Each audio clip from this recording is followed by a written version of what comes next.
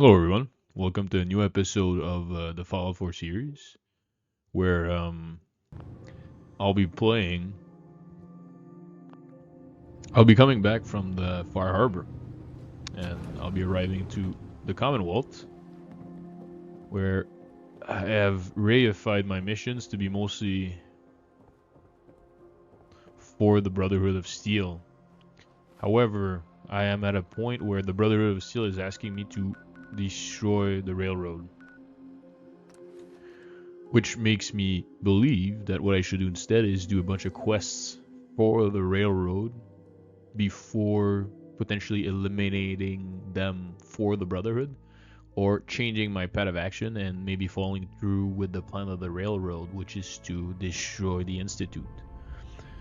Um, and so yeah, I'll think about what I'll be doing. I mean, it's all I have to do it. You actually So inside the institute? That's insane. You, just you. Hey, you. Randolph yes, Safe sir. House has been MIA since Switchboard, but now we got one of their dead drops tagged. Perfect. Des wants you to check it out.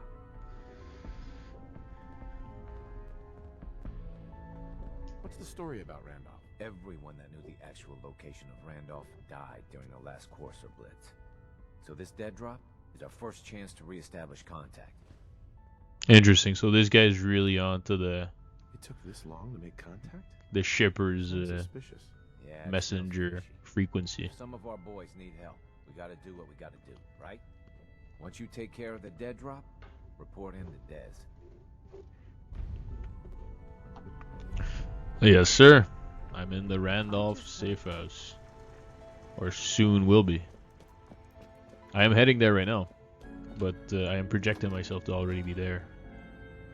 For the sake of convenience of mind. And then I can preemptively prepare myself to arrive there. So let's do it. Let's get the hell out of this old church. Still interesting in terms of... so I think what the Fallout is proposing is that the railroad is based upon a secret society which was existent pre-war, and then what these guys did were they just took the order back from their secret temple, which was found in this church. Just yeah, it's I think that's what it is. I'm not. People can correct me again. I'm just making a bunch of bullshit, but to be fair, this whole game is just a bunch of bullshit put together to create this simulation of a reality, which is I think to some extent hyper real. But now that we have technologies like Sora being created, where photorealistic images can be produced digitally or produced by AI, by artificial intelligence, then we are talking about video games which might soon enough be rendered at that same level of photorealism, which would I think change maybe change their mind about the amount of violence that could be found in video games, maybe even the amount of time that should be spent playing them, seeing as reality it remains what it is.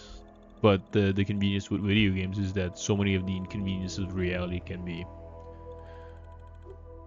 bypassed by some programming feat, right? And so that's always the beautiful aspect of the digital reality. But the material reality functions in similar ways in the sense of the programming of real reality, right? And in that sense, we're not talking about some programmer behind the screen with a keyboard. We are talking about maybe some rules, some fundamental rules, fundamental laws, primordial laws, as well as ontological laws. One could even say epistemological rules and laws, right? Fundamental systems of action, maybe. Systems of thinking. Not only maybe, but for sure action, for sure thinking, right? These system structures which we abide by in order to participate in society, civilization, and humanity.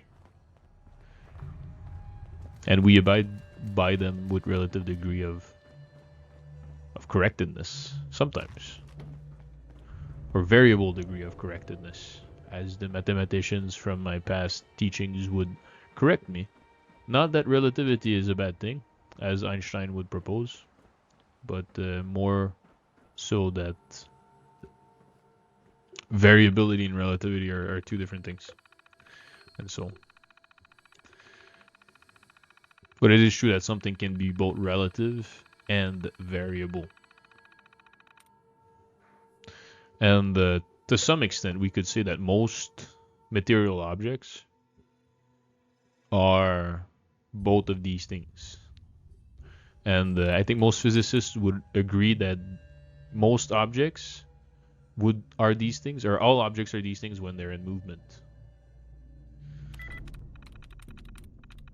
But I think movement might not be the most basic criteria for the application of variability and the relativity.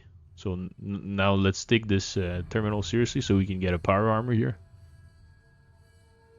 Let's do it. One likeness. This one has one likeness, so I think this one might be the case. Perfect. Okay. So all in all, when we think about variability and relativity, we have many things to account for. But variability is essentially talking about an object which changes over time. And when we're talking about relativity, it's somewhat... I think relativity implies change. But I think relativity more fundamentally implies a relationship with the outside. So I can't actually bring it unless I get a... you know what? Truth be told, guys, I was going to do it for the video. But ultimately, I'm just going to take the fusion core. Nope. Nope. Don't get back in. All this to say, on the point of relativity, that I think relativity is it's about relationality, right? It's about the relationship of the object with the external reality and with other external objects. And so, accounting for that, then you can see how the difference between variability and relatability occurs. Not that anybody would see them as synonyms necessarily, but they can slightly be used in... It's like it's interrelated in terms of graduality, right? The gradient. In the terms of gradient, then we can also imagine a sense of relationality, right? In the sense that it's kind of a way of countering an absolute form of objectification. Not that...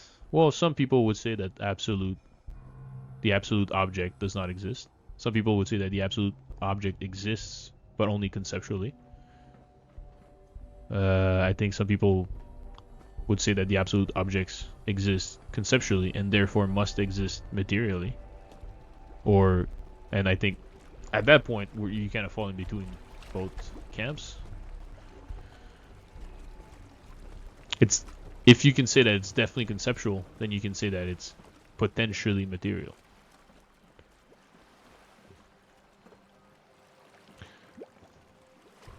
That is to say that we do not know the extent to which materiality can be transformed and shaped to create something which would appear to be of that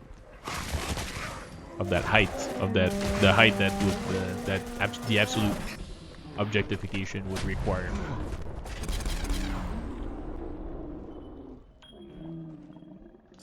So, the height of consciousness, maybe the height of understanding, height of intellectual apprehension. Again, like I know, like, if my characterization vary, then it's more so because I'm not sure where in it lies precisely, because I've heard it applied to all these varying fields to varying degrees of conformity and corroboration. So all I can propose to you right now is a system of kind of like predictive understanding, more probabilistic understanding, in the sense that every ounce of information that I've received in my life is somewhat processed in a way which enables me to produce this video, to talk during the playthrough of a Fallout 4 video. And again, like, I could use this time, this capacity to communicate, to say other things, but I choose to say what I am saying right now. Which leads me to say that I still think Fallout 4 is an incredible game, and I have yet to try the MMO, but I'm assuming that the MMO is very good, and or so it was after updates, is what I've heard. Otherwise, though, I might start playing, to be fair, and if I do, then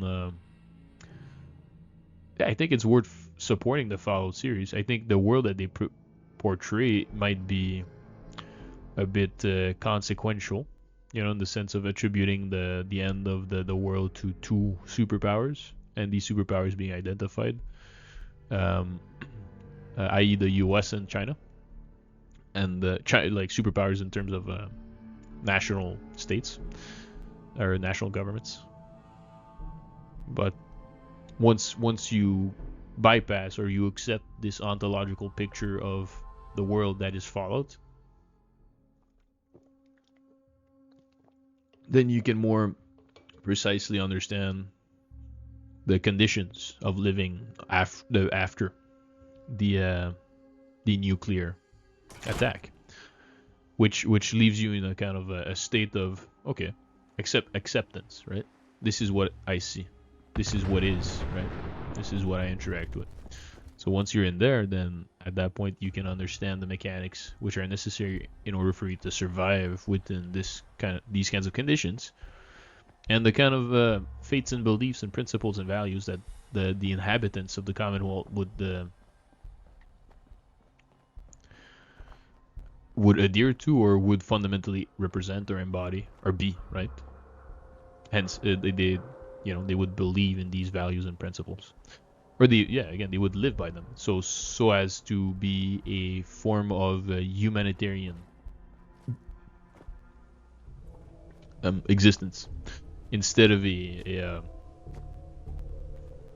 purely imperialistic existence, which is always a potentiality in video games, right? Especially video games which are directed towards adults.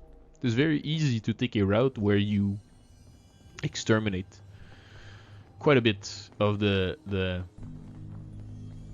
humans which you find in your way in order to achieve your means, whereas some players would do otherwise, or would be much more conscientious of the living beings versus the beings which are outrightly aggressive towards you, and the beings which do not seem to be beings anymore, such as feral ghouls and mutants, right?